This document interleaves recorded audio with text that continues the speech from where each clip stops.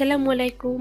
আজি আপোনালোকৰ মাজলৈ পকৰা ক্ৰিমি পকৰা চাট লৈ আহিলোঁ। সিম্পল হয়, টেষ্টি হয়, সকলোৱে বেলেগ বেলেগ ধৰণে বনায়। মই এনেদৰে খাই ভাল পাওঁ। আহকচোন কেনেকৈ বনালে চাওঁ। তাৰ বাবে মই ইয়াত ময়দা কম পৰিমাণে লৈছোঁ।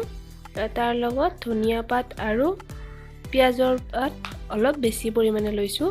জলকীয়া এটা, অকণমান বেকিং, অকণমান নিমখ। এয়া চাওকচোন, ধনিয়া পাত আৰু পিঁয়াজৰ পাততকৈ ময়দাৰ পৰিমাণটো কমকৈ দিব। এইখিনি মই অলপ কুহুমীয়া পানীৰে এনেদৰে মাৰি ল'লোঁ। পানীটো বহুত গৰম পানী নিদিব, তেতিয়া খাই ভাল নালাগিব। এইফালে মই পিঁয়াজ ফ্ৰাই কৰি ল'ম, আপোনালোকে বাৰু চাই থাকিব। এইফালে মই পকৰাকেইটাও বনাই ল'লোঁ মিডিয়াম জুইত।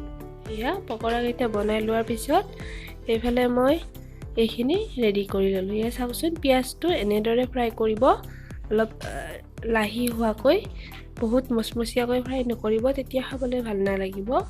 ইয়াত মই ক্ৰীম দিছোঁ, আমুল ক্ৰীম আৰু পিঁয়াজৰ পাত, চাট মছলা, অকণমান ধনিয়া গুড়ি আৰু টমেটো কেটচাপ আৰু ক'লা নিমখ। এইখিনি ধুনীয়াকৈ, আৰু জলকীয়া এটা কাটি দিছোঁ ওপৰত। বহুত টেষ্টি হৈছিল। এনেদৰে আপোনালোকে খাই চাব। চিম্পল হয়, বহুত বেছি বস্তু নাই। এনেদৰে আপোনালোকে এবাৰ বনাই চাব, বহুত ধুনীয়া হয়।